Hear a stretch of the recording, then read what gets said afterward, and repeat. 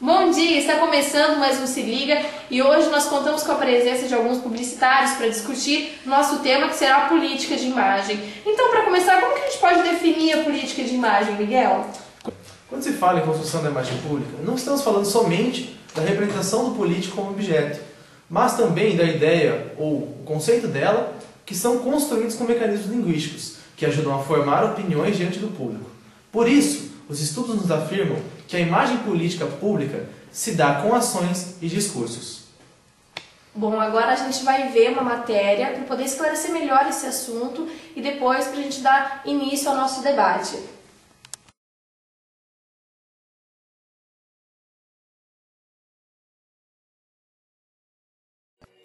A política de imagem sempre existiu, desde os tempos mais primórdios, convivendo entre a democracia e a tirania. O sucesso de um político na sociedade contemporânea está ligado diretamente à visibilidade pública e percussão positiva de sua imagem no cenário público. Na prática do marketing político, toda e qualquer mensagem precisa ser planejada. Isso se estende também ao discurso, desde as palavras usadas, à expressão facial e gestos do candidato. A imagem pública de uma entidade conceitual não está diretamente ligada à imagem visual ou plástica, mas sim em uma imagem construída por enunciados linguísticos, um complexo de informações voltadas às qualidades e caráter. No contexto político, existem hoje os profissionais específicos nessa área, os assessores políticos, que formulam as estratégias de mídia para construir uma imagem pública, transformando discursos e atitudes em mensagens absorvidas como valores simbólicos. Procurando produzir uma impressão pública favorável, geralmente com o intuito de atingir o público de maneira a causar maior impacto. Utilizam-se de imagens e expressões que trazem maior proximidade e afinidade com o público-alvo. O melodrama dramatiza a vida das pessoas, tanto na esfera cotidiana quanto na política. A intimidade do político vem a público e deixa de ser privado. Normalmente, nas primeiras aparições na mídia, o ator político se apresenta através de sua história de vida, sua família e sua trajetória política com apelo dramático, com o intuito de conquistar a confiança dos seus eleitores. A construção da imagem pública positiva se dá através de diversos fatores, se iniciando pela demografia, seu currículo em si, sua formação cultural, acadêmica e social. Outro fator importante é a sua relação social com outros políticos, com pessoas influentes da mídia e autoridades do âmbito social, sempre buscando apenas o seu melhor para ter maior aceitação no cenário popular, procurando esconder as falhas ou ações que possam sujar sua reputação. A imagem pública pode ser alterada, destruída e reconstruída num processo ininterrupto, sendo também vulnerável a acontecimentos inesperados e desestabilizantes. A nossa memória sempre tem falhas que permitem reinventar a história, podendo transformar uma imagem negativa em imagem positiva. Dando continuidade ao nosso programa, nós vamos falar com o publicitário Leandro Melo para explicar um pouco sobre a construção da imagem do político. Leandro, como é que essa imagem pode ser trabalhada no político? Como é que faz essa aceitação? Como que o político pode ter bons olhos diante do público? Bom dia, primeiramente. A construção da imagem, ela se dá primeiramente de uma forma, tem que ser de uma forma positiva. Então, todo mundo que trabalha, no caso assim, nós publicitários que trabalhamos com isso, a gente primeiramente tem que ver a questão positiva da imagem do político.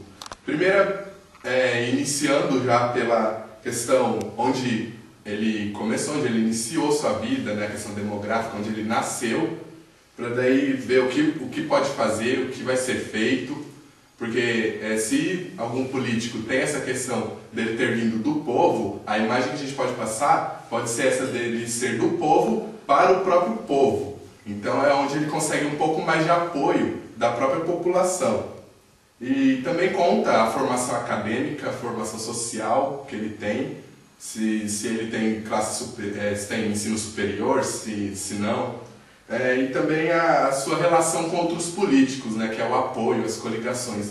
O que isso acaba gerando uma disputa pela imagem, que que essa disputa começa a ser uma disputa pública, especialmente nas eleições. Assim como a gente pôde ver ultimamente na eleição aí principalmente o segundo turno da eleição do Serra e da Dilma, né? Que tiveram assim as suas propagandas, os seus comerciais políticos voltados muito para a questão da imagem, um falando mal da imagem do outro. Então, assim, para você se sair bem na sua imagem, você detona outra pessoa, mostrando o que ela fez de errado ou o que ela deixou de fazer enquanto o seu governo, e para exaltar a sua imagem que você foi um dos melhores.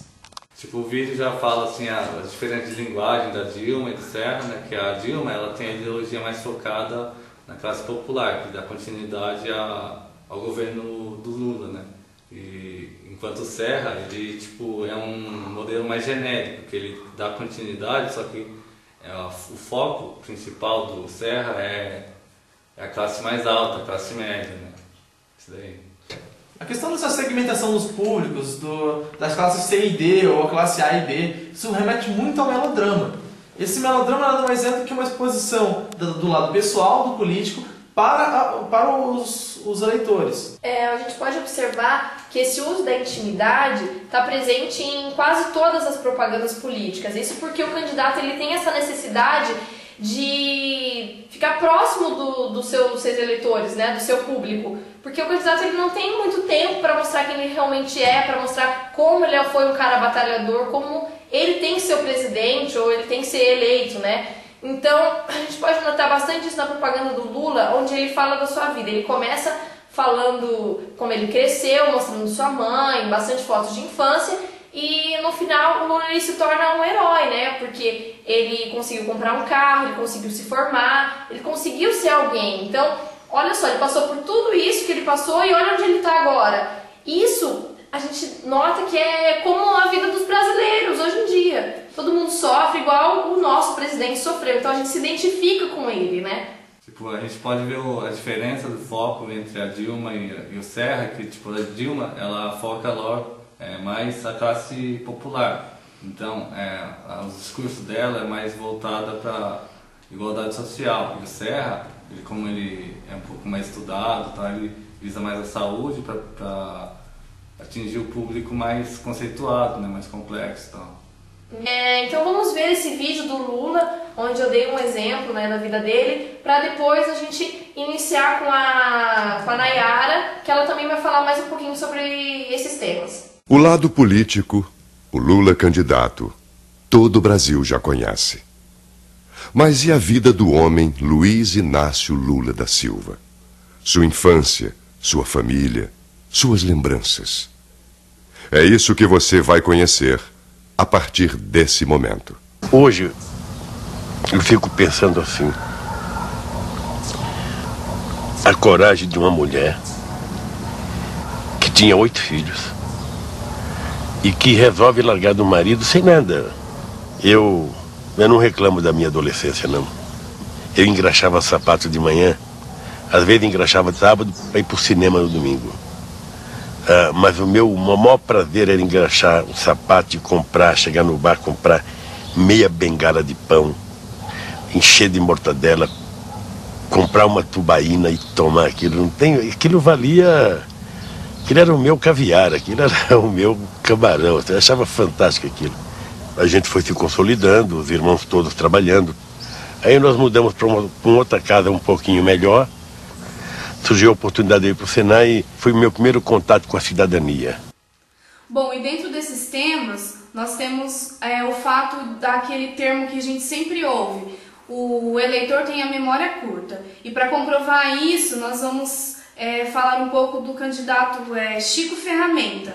Não é um candidato, na verdade, ele é um ator político, porque ele surgiu no cenário em 1985 em Minas Gerais. Ele era da Uzi Minas, era líder socialista, líder dos trabalhadores, e ele colocou tudo isso dentro da sua imagem.